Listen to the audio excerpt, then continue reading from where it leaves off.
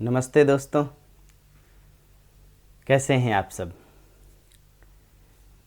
दोस्तों, answer writing practice के इस प्रोग्राम में कई लोग तो बहुत ही उम्दा प्रदर्शन कर रहे हैं और कई लोग अभी भी झिझक रहे हैं। झिझक इसलिए क्योंकि कुछ लोगों को तो ये लगता है कि बहुत अच्छा लिखा है, फिर भी कुछ कमी रह गई। कुछ लोग लगभग प्रश्नों के उत्तर नहीं लिख रहे हैं या एक लिखने के बाद कुछ को छोड़ दे रहे हैं। सबसे पहले तो आत्मविश्वास को बढ़ाइए कि आप बहुत अच्छा कर रहे हैं और धीरे धीरे चीज़ें और संवरेंगी करत करत अभ्यास के।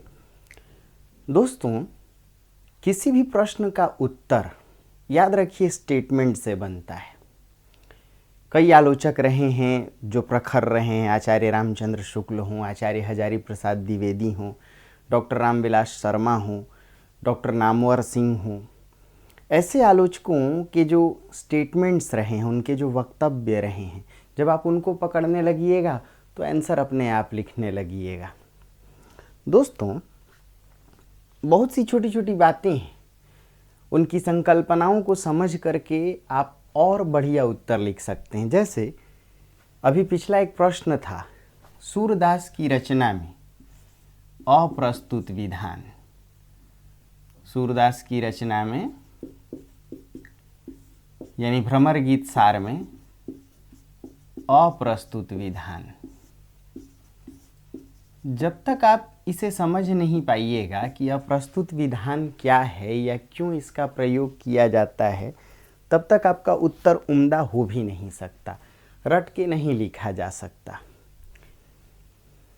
लगभग हर खंड में, चाहे साहित्य का इतिहास हो, चाहे काव्य खंड हो या गद्य खंड हो, आप देखेंगे कि एक बार इसकी चर्चा जरूर हम लोग कहीं ना कहीं कर लेते हैं। दोस्तों, कोई भी रचना या कोई भी कालधारा या कोई भी कहानी हो, उपन्यास हो, नाटक, चाहे गद्य की रचना हो या पद्य की हो, उसके दो खंड माने गए। दो खंड। जो एक खंड होता है वह भाव पक्ष कहलाता है। यानी रचना में क्या बात कही गई, उस रचना में क्या बात कही गई, किस बात पर रचना लिखी गई, वही भाव है। उसे ही आप संवेदना पक्ष कह लीजिए। संवेदना उस बात को कहने की एक शैली अपनाई जाती है। उसी शैली को दोस्तों दूसरा खंड शिल्प पक्ष। शिल्प पक्ष का अर्थ होता है शैली। मतलब बात क्या कही गई वो भाव पक्ष है, बात कैसे कही गई, किस शैली में कही गई, वही शिल्प या शैली है। दोस्तों, भाव पक्ष ही रचना का विषय होता है और जो शिल्प पक्ष है वही रचना में कला पक्ष है। इसलिए आप कहते हैं कि रचना में दो खंड या दो पक्ष, एक भाव पक्ष, एक कला पक्ष है या ना। जो संवेदना है वही रचना की अनुभूति है, यानी रचनाकार जो सोच रहा है उस पर अपनी बात कह रहा है। और अपनी बात को कहने के लिए जिस शैली की को अपनाता है रचनाकार, वही अभिव्यक्ति पक्ष है। जो संवेदना व्यक्त की जा रही है रचना में, रचनाकार जिस पर अपनी बात कह रहा है, वही दोस्तों रचना का विषय होता है या उसे ही प्रस्तुत। चूंकि भाव जिस विषय से जुड़े हैं, संवेदनाएं जिस विषय को उद्घाटित कर रही हैं, वही पाठकों के सामने विषय रूबरू होता है, उपस्थित होता है। इसीलिए प्रस्तुत, उसे प्रस्तुत विधान कहते हैं। और अपनी बातों को कहने के लिए जिस कला या शैली या शिल्प जिस जिस भाषा, जिस रस छंद अलंकार, जिस शैली गद्य में है कि पद्य में है, पद्य है तो महाकाव्य है, खंड काव्य है, मुक्तक है, किस प्रकार की यानी प्रबंधात्मक है या मुक्तक है, उसे ही अप्रस्तुत विधान कहते हैं। यानी जो अप्रस्तुत विधान है वही रचना में अभिव्यक्ति कौशल है, वही कला पक्ष है, वही शैली है, वही शिल्प है। और जो भाव पक्ष है वही विषय है, वही संवेदना है, वही प्रस्तुत विधान है, वही कथ्य है। रचनाकार ने क्या कहने की कोशिश की है, क्या बात कही गई है, वही कथ्य है। और अपनी बातों को कहने के लिए जिस भाषा का, जिन शब्दों का, जिन शैलियों का, भाई आप आदिकाल पढ़ते हैं तो उसमें डिंगल पिंगल शैली है, अरे हाँ या ना, कथात्मक रूढ़ियों का प्रयोग है, पक्की बात, कड़वक शैली का प्रयोग है।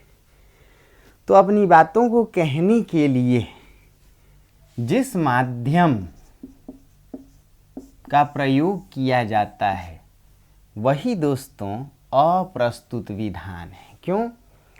पाठक भाव पकड़ता है, पाठक की आंखों के सामने भाव होता है, इसलिए भाव प्रस्तुत है।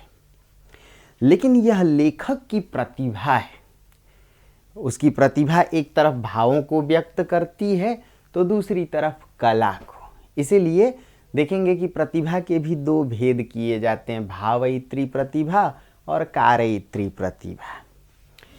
अब बात उत्पन्न होती है कि यदि रचना के दो पक्ष हैं, भाव पक्ष कला पक्ष, कथ्य पक्ष शिल्प पक्ष, प्रस्तुत विधान अप्रस्तुत विधान, अनुभूति पक्ष अभिव्यक्ति पक्ष, क्या बात कही गई और कैसे बात कही गई।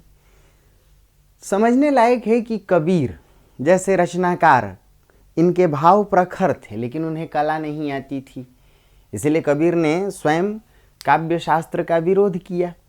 भाई कला को पढ़ने के लिए, काव्य कला को समझने के लिए काव्य शास्त्र की आवश्यकता पड़ेगी। कबीर के भाव, उनकी अनुभूतियां तो प्रखर थीं लेकिन अभिव्यक्ति में कबीर अनगढ़ थे, इसीलिए उन्हें माना गया कि काव्य शास्त्रीय रचनाकार नहीं थे। लेकिन वहीं रीतिकाल के बिहारी वगैरह को देखें तो काव्य शास्त्रीय रचनाकार थे, काव्य कला को उन्होंने अच्छी तरह पचा रखा था, रस छंद अलंकार को उन्होंने अच्छी तरह समझा था। इसीलिए एक प्रश्न और बनता है कि रीतिकालीन कविता के आस्वादन यानी उनको समझने के क्या प्रतिमान है। तो अप्रस्तुत विधान, जो रस छंद अलंकार को, शब्द शक्ति को, लाक्षणिकता को, ध्वन्यात्मकता को ढंग से समझ जाए, समझ लीजिए नायिका भेद वगैरह को जिसने समझ लिया वही रीतिकाल की कविता समझेगा। लेकिन प्रश्न है सूरदास पर। देखिए, एक तरफ कबीर है, एक तरफ बिहारी है और बीच में सूरदास। सूरदास ना तो कबीर की तरह अनगढ़ रचनाकार थे और ना ही रीतिकालीन कवियों की तरह काव्य शास्त्रीय थे। मतलब सूरदास की कविता में देखें दोस्तों तो सूरदास जी भाव और कला दोनों के मर्मज्ञ थे। रीतिकालीन कवियों की तरह कलात्मक कवि नहीं थे, अलंकारिक कवि नहीं थे और ना ही कबीर जैसे अनगढ़ रचनाकार थे। यानी उनकी कविता में भाव और कला दोनों का सामंजस्य है। दूसरी बात कि यदि आचार्य शुक्ल के स्टेटमेंट को लें, कविता क्या है शीर्षक निबंध में, उन्होंने एक बात स्पष्ट तौर पर घोषणा के रूप में लिख दी कि लोक मंगल यानी भाव की स्थापना में कहीं ऐसा न हो कि कला मूल्यों की हत्या कर दी जाए और कला मूल्यों की स्थापना में कहीं ऐसा न हो कि भाव या लोक मंगल का गला घोंट दिया जाए। मतलब बड़ा साफ है कि शुक्ल जी को वही रचनाकार पसंद आते थे। और शुक्ल जी ही क्यों, मुझे लगता है जितने आलोचक थे ठीक है, आचार्य हजारी प्रसाद द्विवेदी ने कबीर का पक्ष लिया, लेकिन उन्होंने भी मान लिया कि कबीर में कला का अभाव था। इसीलिए आचार्य हजारी प्रसाद द्विवेदी भी कहते हैं कि कबीर मूलतः भक्त थे, ठोंक पीट कर कवि हो गए। जरा समझिएगा, उन्होंने कहा कि ठोंक पीट कर कवि हो गए। उनकी जो कविता है वो फोकट का माल है या घलुए में मिली वस्तु है। लेकिन जब बात सूरदास पर आती है तो वही आचार्य हजारी प्रसाद द्विवेदी सूरदास पर एक स्वतंत्र रचना लिखते हैं। और वही आचार्य शुक्ल, हालांकि इनके कला को कहीं ना कहीं उन्होंने भी आलोचना की कसौटी पे रखा। शुक्ल जी जहाँ लिखते हैं कि अंग शोभा और वेशभूषा चित्रण के क्रम में सूरदास जी मानो उनमें उपमा देने की झक सी सवार हो, वे उपमा पे उपमा और उत्प्रेक्षा पर उत्प्रेक्षा कसते चले जाते हैं। देखिए, शुक्ल जी भी यह मानते थे कि भाव वही हो जो कला के साथ सामंजस्य बैठाए, और कला वह हो जो भाव प्रस्तुतिकरण के संदर्भ में आए, यानी कला का काम भावों को प्रस्तुत करना है। इसीलिए कहीं ना कहीं सूरदास जी की प्रशंसा में भी एक बात लिख देते हैं कि सूरदास जी वक्रोक्ति अलंकार का प्रयोग करते हैं, वचन वक्रता का प्रयोग करते हैं, लेकिन वो वचन वक्रता बुद्धि प्रेरित नहीं है, प्रदर्शन प्रियता से नहीं भरी है, बल्कि उन्होंने लिखा कि उनमें भाव प्रेरित वचन वक्रता है। ध्यान से सुनिएगा, बड़े बच्चे हैं आप लोग, ये दिखावा नहीं कर रहे थे। रीतिकालीन कवियों की तरह इनकी कविता अभिसारिका नहीं थी, दरबारों में परोसी जाने वाली कविता नहीं थी, बल्कि भावों से जन्मी कविता थी। अब आप ऐसे भी आएँ तो भक्ति काल से जुड़े हुए थे सूरदास जी। सूरदास जी यानी भक्ति काल के चाहे जो भी रचनाकार, जितने भी रचनाकार हों, सबका एक ही काम था, भावों का उद्घाटन। ये सभी अनुभूतियों के रचनाकार थे। रीतिकालीन कवियों की तरह अभिव्यक्ति प्रेमी नहीं थे, अभिव्यक्ति कौशल से नहीं जुड़े थे। ये रीतिकालीन केशव की तरह नहीं कह रहे थे कि यद्यपि सुजाति सुलक्षणी सुवर्ण सरस सुब्रीत भूषण बिनु न विराजई कविता बनिता मीत। यदि आभूषण न हो, अलंकार न हो तो कविता सुंदर नहीं लगती। बल्कि ये भक्ति काल के कवि थे, ये सहज कविता के प्रेमी थे। इनकी कविता लोक चेतना से जुड़ी हुई थी, इसीलिए उनमें लोक भावों और लोक संवेदना की अनुभूतियाँ झांक रही थी। अगर ये अपनी कविता को अभिव्यक्ति से जोड़ रहे थे तो उसका काम भी था लोक मंगल, समाज को जगाना। बात आती है कि सूरदास की कविता में अप्रस्तुत विधान, यानी अप्रस्तुत विधान अगर हम लोग समझ पाए हों तो शैली यानी रस, छंद, अलंकार, बिंब, प्रतीक, भाषा, शब्द शैली, शब्द शक्ति। सूरदास की कविता में अप्रस्तुत विधानों को ढूंढने की क्यों कोशिश की गई, या यह क्यों मान लिया गया कि इनकी रचना में अप्रस्तुत विधान एक प्रकार से खान की तरह है, यानी बहुलता में। देखिए, दो बात होती है। किसी भी रचना में जो विषय होता है, उस विषय के प्रस्तुतिकरण के लिए ही कला की आवश्यकता पड़ती है। सूरदास की गोपियां जिन विषयों पर प्रहार करती हैं और जिन विषयों के पक्ष में तर्क देती हैं, या उद्धव जिन विषयों पर प्रहार करती हैं, यदि उन विषयों को देखें तो सूरदास की कविता में जो विषय है दोस्तों, वह है क्या? प्रेम है, प्रेम वर्सेस ज्ञान है, भक्ति बनाम योग है। तो दोस्तों, सूरदास की कविता में याद रखिए कथा अत्यंत संक्षिप्त है, क्योंकि भ्रमर गीत सार जब ये रचना लिखी गई तो मूलतः सूरदास ने इस रचना को नहीं लिखा, उनकी रचना सूरसागर है। सूरसागर के 10वें स्कंध के 400 पदों को संकलित किया आचार्य शुक्ल ने और उन्होंने ही नाम दे दिया भ्रमर गीत सार। आगे चल कर के आचार्य विश्वनाथ मिश्र ने भी इस पर और संशोधन का काम किया। भ्रमर गीत सार में देखिए तो कथा लंबी चौड़ी नहीं है, इसलिए रचना भी प्रबंधात्मक नहीं है, बल्कि मुक्तक शैली की है और उसमें भी गीत संगीत है तो प्रगीत मुक्तक शैली की रचना है। कथा उसमें अत्यंत संक्षिप्त है। कैसे कि भाई कृष्ण के वियोग में गोपियां तड़प रही हैं। कृष्ण मथुरा जाते हैं, गोपियों से उन्होंने वादा किया था कि जल्द ही लौट के आऊँगा, लेकिन कृष्ण अंत तक नहीं आते। ऐसे में गोपियां वियोग झेलती हैं।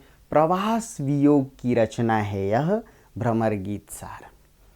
कृष्ण खुद तो नहीं आते, लेकिन उद्धव को भेज देते हैं।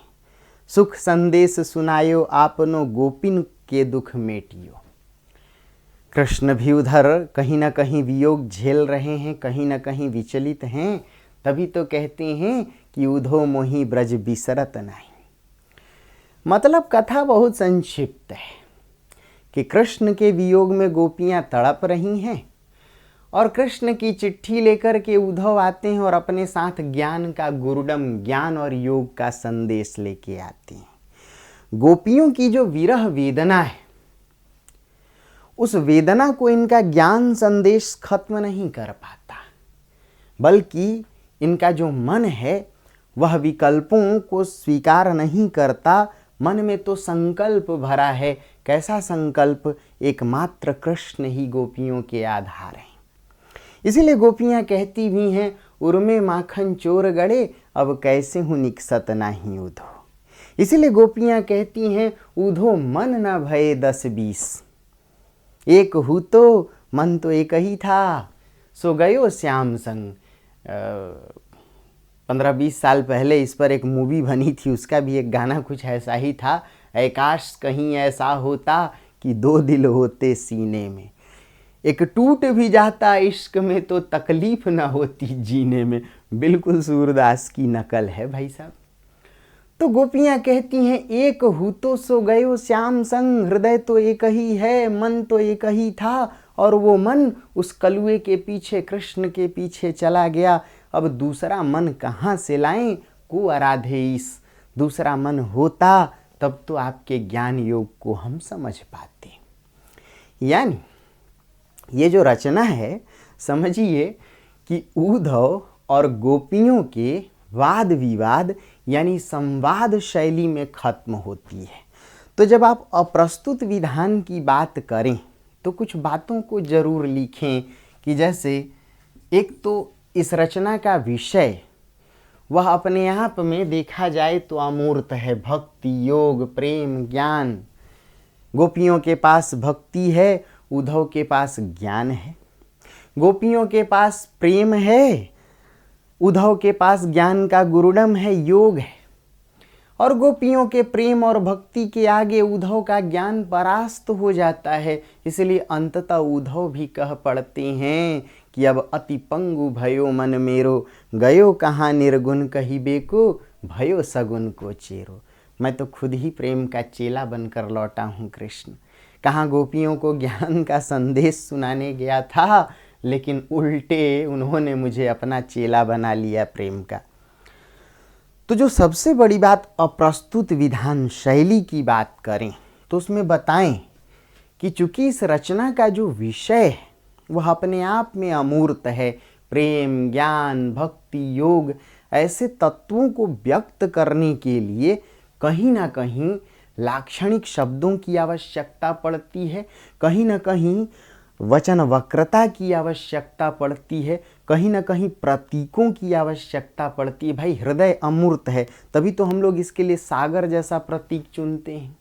दिल नाजुक होता है, तभी तो शीशे जैसे प्रतीक का प्रयोग करते हैं। शीशा हो या दिल हो, आखिर टूट जाता है।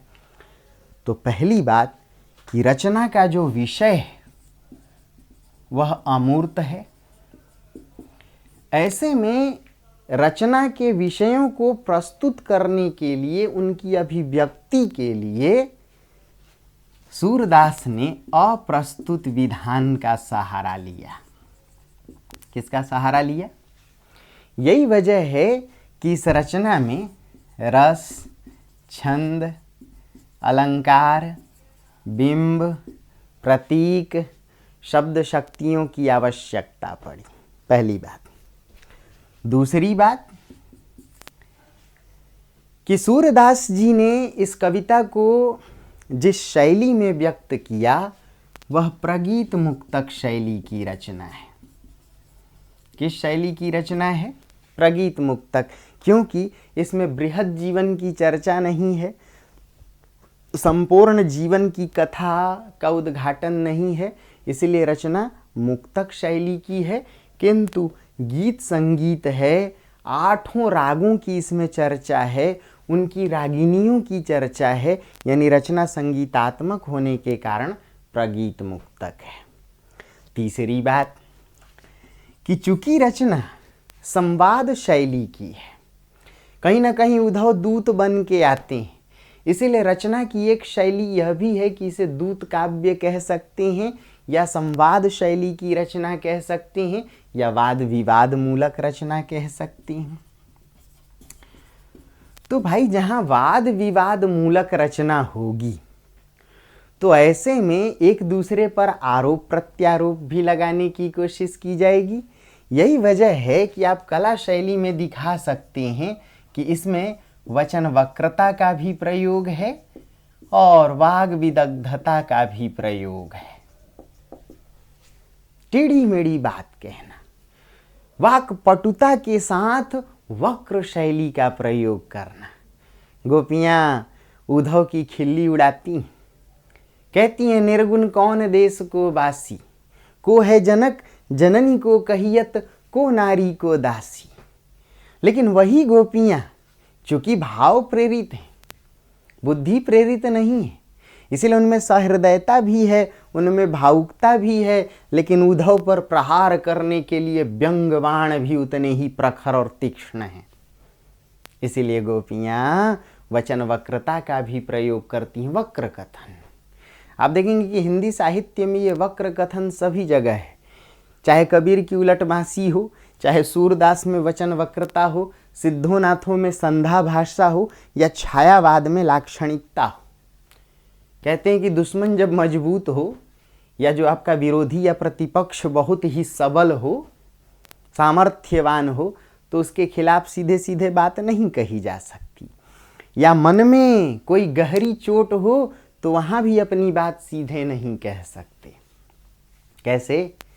किसी का पति उसके लिए कपड़े नहीं खरीदता, गहने नहीं लाया 5 साल से, और तब एक दिन पूछ बैठता अचानक, तुम्हारे पास कपड़े गहने तो हैं ना? अब ऐसे में पत्नी बेचारी पड़ोसनों के यहाँ नए कपड़े नए गहने हर रोज देख के आती, बेचारी जली भुनी हुई है, दिल आहत है उसका, कई गंभीर चोटें हैं भीतर, तो क्या कहेगी कि नहीं कहाँ मेरे लिए लाते हो? अगर ऐसे कहेगी तो अपने भावों के आवेगों को प्रस्तुत नहीं कर पाएगी। इसीलिए वह वक्र कथन का, वह उलट बांसी का प्रयोग करती है। वह कहती है, अरे क्या कहते हो, तुमने तो मुझे इतने गहने और कपड़े से लाद दिए कि पड़ोसने जलती हैं। वास्तव में कहना क्या चाह रही है कि बिल्कुल नहीं खरीदे हो, लेकिन भावों के आवेगों को, भावों के संवेगों को व्यक्त करने के लिए भी वचन वक्रता की आवश्यकता पड़ती है। गोपियाँ चाहती तो उद्धव को भिगो भिगो के सीधे शब्द में भी धो सकती थी, लेकिन कहती हैं, उद्धव तुम हो अति बड़ भागी। देखिए वचन वक्रता है, कहना चाहती हैं कि तेरे से ज़्यादा अभागा इस संसार में कोई नहीं है। क्यों? क्योंकि तुम कृष्ण रूपी प्रेम के महासागर में रहकर भी प्रेम की एक बूंद से अधूरे रह गए, अछूते रह गए। लेकिन फिर भी कहती हैं, उद्धव तुम हो अति बड़ भागी। गोपियाँ जानती हैं कि शहर में जाने वाले लोग धूर्तता सीख लेते हैं, मक्कारी सीख लेते हैं। कहती भी हैं कि कृष्ण मथुरा गए, शहर गए, कहती हैं वाह मथुरा काजर की कोठरी, और फिर कहती हैं हरी हैं राजनीति पढ़ी आए, शहर जाकर के राजनीति पढ़ करके आए। एक तो हुते चतुर पहिले ते और उकरी नेह दिखाए। अरे पहले से कृष्ण क्या कम चालू थे जो शहर जाकर के राजनीति पढ़ाए। लेकिन ये वही गोपियाँ हैं जब उद्धव पर प्रहार करती हैं तो एक बात कहती हैं मधुबन सब अति कृतज्ञ धर्मीले, परहित डोलत हैं बोलत बचन सुरीले। अरे शहरी लोगों का क्या कहना, ये तो दूसरों के उपकार के लिए ही डोलते हैं, जीते हैं, और कितने धर्मपरायण और कृतज्ञ हैं, किए हुए उपकार को मानने वाले। वास्तव में कहना चाहती हैं कि तुम शहरी लोग एक नंबर के कृतज्ञ होते हो, और दूसरे का उपकार तो छोड़ो, तुमसे अधिक सेल्फ सेंटर्ड आत्म केंद्रित कोई हो ही नहीं सकता। तो दोस्तों, जब अप्रस्तुत विधान की बात करें, जब शैली पर बात करें, तो याद रखिए बहुत सी बातों को आपको लिखना पड़ेगा कि सूरदास न केवल भाव के समर्थ रचनाकार थे बल्कि भाषा और शैली शिल्प में भी उतने ही दक्ष थे। इसीलिए उनमें जो प्रतिभा है वह कारयित्री भी है, भावयित्री भी है। भावों का भी प्रस्तुतिकरण भी है और कला की भी अभिव्यक्ति है।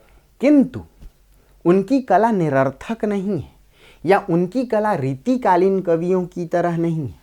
सूरदास जी ना तो कबीर की तरह अनगढ़ रचनाकार थे और ना ही रीतिकालीन रचनाकारों की तरह काव्य शास्त्रीय थे, अलंकारवादी या चमत्कारवादी थे। चूँकि रचना में विषय ऐसे हैं जिनकी आवश्यकता थी, जिनकी मांग थी कि अप्रस्तुत विधानों का प्रयोग किया जाए। इसलिए सूरदास की इस कविता में कुछ रस भी हैं। श्रृंगार रस से प्रेरित रचना है। यह माना गया भ्रमर गीत सार वियोग श्रृंगार की सबसे महत्वपूर्ण रचना है, या वियोग श्रृंगार में अप्रतिम रचना है, आचार्य शुक्ल लिख देते हैं। और देखा जाए तो सिर्फ श्रृंगार ही नहीं, इसमें वात्सल्य भी है। इसलिए शुक्ल जी ने ही लिखा कि श्रृंगार और वात्सल्य का कोना कोना झांक लिया इस बंद आँखों वाले कवि सूरदास ने। मानो बाकी कवियों की रचनाएं जूठन प्रतीत होती हैं। देखिए, आप जब प्रश्न लिखें तो प्रश्न के उत्तर में कई प्रश्नों की बातें भी आ जाए। आप देखिए, श्रृंगार को भी लिख रहे हैं, है ना, आप कहीं ना कहीं विप्रलंभ की भी बात कर रहे हैं, उपालंभ वचन वक्रता की भी बात कर रहे हैं, कहीं ना कहीं रचना का जो मूल भाव है उसे भी व्यक्त कर रहे हैं। करेक्ट है। अब आप दर्शाएं कि चूंकि भ्रमर शब्द अपने आप में प्रतीकात्मक है, सामंती समाज में पुरुषों की मनमानी को दर्शाने वाला है कि भाई भंवरा किस प्रकार फूलों का रस चूस कर उड़ जाता है, फूलों के मौसम में मिलने आते हैं, पतझड़ में पंछी बनकर उड़ जाते हैं। तो ऐसे में यह कहा जा सकता है कि यह रचना भी प्रतीकात्मक है। कैसे? यह सामंती समाज पर व्यंग करने वाली रचना है। तो प्रतीकात्मक का यहाँ अगर अर्थ देखें तो एक बात तय हो जाती है कि नारी की यातना को उद्घाटित करने वाली रचना है और पुरुषों की स्वेच्छाचारी वृत्ति पर प्रहार करने वाली रचना है। इस अर्थ में एक प्रतीकात्मक रचना भी है। उद्धव दूत बन कर के आते हैं, दूत शैली की भी रचना है। कहीं ना कहीं इसमें गीत संगीत है, प्रगीत मुक्तक शैली की भी रचना है, संवाद शैली की भी रचना है। रसों में देखा जाए तो श्रृंगार और वात्सल्य से जुड़ी हुई रचना है। फिर दर्शाएं कि इसमें अलंकारों का भी प्रयोग है, और कहीं ना कहीं अलंकारों की अतिशयता को देखकर शुक्ल जी ने एक व्यंग भी किया था कि उपमा देने की मानो सूरदास जी में झक सी सवार हो, यानी पागलपन दिखाते हैं, उपमा पर उपमा और उत्प्रेक्षा पर उत्प्रेक्षा कसते चले जाते हैं। गौर कीजिएगा तो स्वयं सूरदास जी ने इस बात को कहा था कि मुझे दरबारी कवियों की तरह उपमा देने की आदत नहीं है। इसलिए उन्होंने लिखा भी कि उपमा एक न नए न गई, कि जो पहले से प्रचलित उपमाएं हैं मुझे पसंद नहीं। सूरदास अपनी रचना में कई नवीन प्रतीकों का, कई नवीन अलंकारों का भी प्रयोग करते हैं। आप देखेंगे तो वस्तु उत्प्रेक्षा का प्रयोग करते हैं, तुल्य योगिता अलंकार का प्रयोग करते हैं। कैसे? जोग ठगौरी ब्रज न बिकई हैं।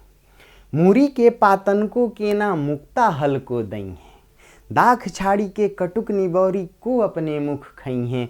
तो अलंकार दरबारी कवियों की तरह प्रयोग नहीं कर रहे थे, बल्कि अलंकारों की ज़रूरत को समझते हुए उन्होंने प्रयोग किया। तो अलंकारों की चर्चा आप जरूर करें कि प्रेम और ज्ञान, इन दोनों अमूर्त तत्वों की तुलना के लिए ही उन्होंने अलंकारों का सहारा लिया। फिर दर्शाएं कि इनकी रचना में बिंब भी है, प्रतीक भी हैं। भाई प्रतीक कैसे? अब ये प्रेम का प्रतीक चुनते हैं क्या क्या, कभी सोना, कभी मीठा फल, कभी मोती।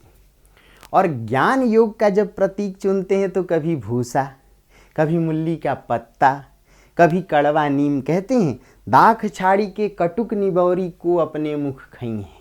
भला प्रेम रूपी अंगूर को छोड़कर या अंगूर रूपी प्रेम को छोड़कर कोई कड़वे नीम को अपने मुंह से खाता है क्या? मूरी के पातन को केना मुक्ता हल को दई हैं। हे उद्धव जी, तुम्हारा ज्ञान योग तो मुल्ली के पत्तों की तरह है, और भला उसके लिए कोई अपने मोती देता है क्या? फिर सूरदास जी लिखते हैं कि फाटक देकर हाटक मांगत भोरे निपट जुधारी, आयो घोष बड़ो व्यापारी। अरे तुम कितने जुधारू स्तर के व्यवसायी हो, तुम कितने ठग व्यापारी हो। कैसे?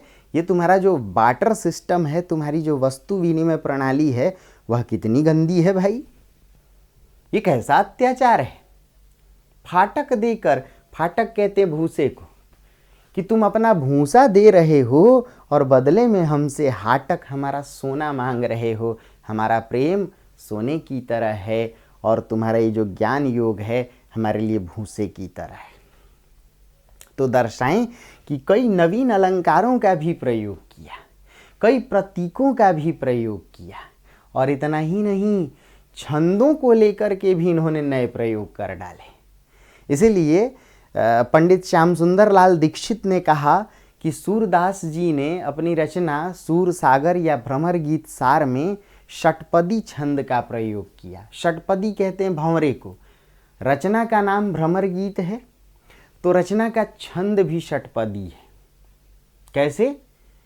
2 पद यदि उन्होंने दोहा से लिया तो 2 रोला से लिया, और फिर 2 पद किसी अन्य छंद से लिया, यानी कई छंदों को मिला करके इन्होंने एक मिश्रित षटपदी छंद का प्रयोग किया। दोस्तों, भाषा की बात करें तो सूरदास की ये जो भाषा है वह पूर्वी ब्रज भाषा है, लेकिन एक ऐसी भाषा है जो आम बोलचाल के भी निकट है और अलंकारों से भी सजी संवरी है।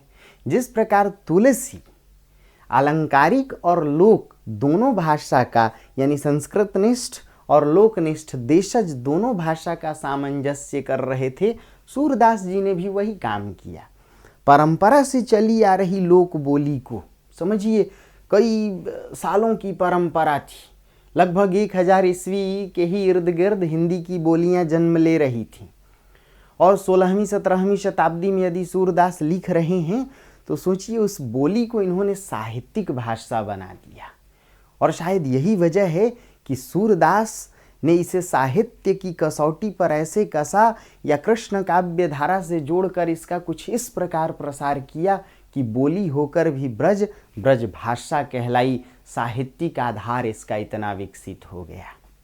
तो भाषा के तौर पर भी कहें कि परंपरा से चली आ रही इस बोली को सूरदास जी ने न केवल साहित्यिक भाषा का दर्जा दिया, बल्कि उसे जन संवाद और साहित्यिक आधार का भाषा भी बना दिया। बात समझ में आ रही है? तो जब आप अप्रस्तुत विधान को लिखें तो बात को समझाएं क्यों जरूरत पड़ी। क्योंकि रचना संवाद शैली की है, क्योंकि रचना का विषय अमूर्त है, क्योंकि गोपियां आहत हैं, प्रेम विरह में पीड़ित हैं, इसीलिए उपालंब का प्रयोग करती हैं। उपालंब उलाहना को कहते हैं, वचन वक्रता, और उसके लिए किस शैली का इस्तेमाल करती हैं? वक्र कथन का। तो देखिए, आप एक साथ विप्रलंब को भी लिखने की कोशिश कर रहे हैं, उपालंब को भी, मूल भाव को भी लिख रहे हैं, और शैली भी आ जा रही है। यानी जब आप एक प्रश्न का उत्तर लिखें तो लगे कि पूरा टॉपिक उसमें कहीं ना कहीं थोड़ा बहुत झलक रहा है और पूरी बात आ गई कि अप्रस्तुत विधान है क्या, क्यों इसकी आवश्यकता, क्यों ऐसी शैली रही है, क्यों ऐसी भाषा रही है, क्यों इस प्रकार के अलंकारों का प्रयोग किया उन्होंने, प्रतीक क्यों गढ़े। भाई कई बार आप देखें तो सूरदास जी न केवल पारंपरिक प्रतीकों का चयन करते हैं, कई बार अपने व्यक्तिगत प्रतीकों को भी रखते हैं। जैसे कई पदों में देखें, अति मलिन वृषभानु दुलारी, हरि श्रम जल अंतर तनु भीजे, ता लालच न धुआवत साड़ी। सोचिए कवि की कल्पना कहाँ तक पहुँचती है। राधा मलिन है, यहाँ देखें तो बिंब का भी भाव है, यदि देखें तो स्पर्श बिंब भी है और घ्राण बिंब भी है और कहीं ना कहीं चाक्षुष बिंब भी है। जब कहते हैं सूरदास कि सुनत जोग लगे अली ज्यों करुई कंकड़ी, हे उद्धव जी, गोपियाँ कहती हैं कि तुम्हारा जो ज्ञान योग है कड़वी कंकड़ी की तरह है। तो भाई बिंब क्या है? बिंब इंद्रियों का माध्यम है। जब अमूर्त विषय को मूर्त बनाया जाए उसे ही बिंब कहते हैं। मूर्त यानी मूर्ति। मूर्ति को हम 5 तरीके से समझ सकते हैं, छूकर, देखकर, सूंघकर, चाट कर के भी, अरे हाँ उसके बारे में कुछ कह कर भी। इसीलिए इंद्रियों की संख्या 5 तो बिंब की संख्या भी 5। सूरदास की कविता में ये 5 बिंब हैं। और प्रतीकों का यदि रूप देखें तो कहीं ना कहीं पारंपरिक प्रतीक भी हैं, व्यक्तिगत प्रतीक भी हैं। जब सूरदास जी कहते हैं कि सूर सिकत हठी नाव चलावत सरिता है सुखी, हे उद्धव जी ये हठ रूपी नाव क्यों चलाना चाहते हो? हमारी हृदय सरिता अब सूख चुकी है। और क्यों सूख चुकी है? एकमात्र इसमें भाव रूपी जो पानी था वह कृष्ण को लेकर के था, और कृष्ण मथुरा चले गए तो जैसे तुलसीदास कहते हैं कि तैसी अनाथ पुरुष बिनु नारी, जिय बिनु देह नदी बिनु वारी। बिना पानी के नदी का क्या अस्तित्व। इसलिए हे उद्धव जी, कृष्ण के वियोग में यह जो हृदय सरिता है वह पूरी तरह सूख चुकी है। अब सिर्फ इसमें सिकता यानी बालू है। क्यों? ये योग और ज्ञान रूपी हठनाव इसमें चलाना चाहते हैं। देखिए सूरदास जी कैसे कैसे प्रतीक चुनते हैं। जहाँ भाव नहीं है तो उसे पानी रहित सिर्फ बालू से भरी नदी बताते हैं, और ज्ञान योग को हठनाव के रूप में देखते हैं। ज्ञान योग उनके लिए कड़वी कंकड़ी है। ज्ञान योग उनके लिए कहीं ना कहीं भूसा है, मूली का पत्ता है। तो ये है अप्रस्तुत विधान। इसको खूब प्यार से सुनिए, सजा के लिखिए। अगर फिर भी नहीं लिख पा रहे हैं तो बोल बोल के लिखाएंगे। इसमें है क्या? भूमिका लिखिए कि सूरदास की रचना भ्रमर गीत सार में क्यों अप्रस्तुत विधान है। तो आप दर्शाएंगे कि यह रचना जो है अपने आप में सामंती समाज पर, पुरुषों की स्वेच्छाचारी वृत्ति पर प्रहार करने वाली रचना है। इसलिए रचना का नाम भ्रमर गीत सार है। ऐसे में यह प्रतीक शैली की भी रचना है। उद्धव का आना कहीं ना कहीं संवाद योजना या दूतत्व को दर्शाता है। फिर दर्शाएं कि सूरदास की यह रचना कहीं ना कहीं नारी की यातना और पुरुषों की स्वेच्छाचारी वृत्ति को उद्घाटित करती है। इसमें प्रेम का 2 अर्थ है। नारी के लिए प्रेम अलग, पुरुष के लिए प्रेम अलग। नारी के लिए प्रेम का अर्थ सर्वस्व समर्पण और पुरुष के लिए प्रेम का अर्थ सर्वस्व भोग। नारी अपना सब कुछ सौंप करके भी उल्टा कहलाने को विवश है, और पुरुष नारी का सब कुछ भोग कर भी अतृप्त है। और तो और वह नारी पर कहीं ना कहीं लांछन भी लगाने वाला है। इन भावों को व्यक्त करने के कारण, गोपियों की विरह वेदना को व्यक्त करने के कारण, चूंकि इस रचना में विषय अमूर्त है, प्रेम है, ज्ञान है, भक्ति है, योग है, इन भावों को प्रस्तुत करने के कारण या इन अमूर्त विषयों की अभिव्यक्ति के लिए ही अप्रस्तुत विधानों की आवश्यकता पड़ी। यही वजह है कि सूरदास की इस रचना में बिंब है, प्रतीक है, रस है, छंद है, अलंकार है, शब्द शक्तियों का प्रयोग है। करेक्ट है। फिर दर्शाइए कि सूरदास जी भाव के भी समर्थ रचनाकार थे और शैली के भी, यानी उनकी रचना में भाव और कला पक्ष दोनों का सामंजस्य है। क्यों? सूरदास जी की प्रतिभा भावयित्री भी थी, कार्ययित्री भी थी। फिर एक तीसरा भाग बनाए जिसमें दर्शाएं कि सूरदास जी न तो रीतिकालीन कवियों की तरह काव्य शास्त्रीय थे, न कबीर जैसे रचनाकारों की तरह अनगढ़ थे। इसलिए आवश्यकता पड़ने पर उन्होंने अप्रस्तुत विधानों का सहारा लिया। फिर एक भाग बनाए जिसमें थोड़े अलंकार दिखा दें, थोड़े प्रतीक बिंब दर्शा दें, रस क्या है उसे दर्शा दें। उत्तर कंप्लीट हो गया। बीपीएससी के लिए लिखना चाह रहे हैं, सबको एक एक पैराग्राफ बना दीजिए, अलंकार पर एक पैराग्राफ बना दीजिए, बिंब प्रतीक पर एक पैराग्राफ बना दीजिए, रस को लेकर के, छंद को लेकर के, भाषा को लेकर के, अपने ही उत्तर लंबा हो जाएगा। करेक्ट है दोस्तों? हाँ या ना? तो अब 2 प्रश्न और दिए हैं, पहले उसको लिखिए, तो फिर अगली क्लास में आपके ग्रुप पर 2 नए और प्रश्न भेजता हूँ। एक प्रश्न मेरे जेहन में आ रहा है, जो लोग बीपीएससी दे रहे हैं, हालांकि संभावना है इस कोरोना के सेकेंड वेव के चलते कि आपकी परीक्षा जो आप सोच रहे हैं उसमें डेट को लेकर के कुछ हेर फेर हो, क्योंकि आप देख ही रहे हैं हालात कितने बिगड़ रहे हैं। लेकिन फिर भी अपनी आप तैयारी रखिए। बीपीएससी देने वाले और आईएएस देने वाले, चाहे यूपी देने वाले भी, आपको एक प्रश्न दिया था कि मानक हिंदी को समझाते हुए हिंदी के मानकीकरण की दिशा में किए गए प्रयासों का उल्लेख करें। जरा इस प्रश्न को सब लोग लिखिए, तो जैसे मैं बोल रहा हूँ कि मानकता की संकल्पना को समझाते हुए मानकीकरण की दिशा में आने वाली समस्याओं का भी उल्लेख करें, तथा हिंदी के मानकीकरण के लिए अब तक किए गए प्रयासों पर चर्चा करें। फिर से, मानकता की संकल्पना को दर्शाते हुए मानक हिंदी की दिशा में आने वाली चुनौतियों या समस्याओं का उल्लेख करें, तथा हिंदी के मानकीकरण के लिए अब तक जो प्रयास किए गए उनका भी उल्लेख करें। बीपीएससी देने वालों, थोड़ा ध्यान से इसको लिखिएगा। ये आईएएस का भी प्रश्न है और यूपी पीसीएस, यानी सब लोग लिख लीजिए। इतना ही नहीं, जेपीएससी देने वाले आप भी इसको छोटे में लिख के भेजिए, फिर देखते हैं। ठीक है, तो मिलते हैं अगली क्लास में, तब तक ढेर सारी शुभकामनाएं।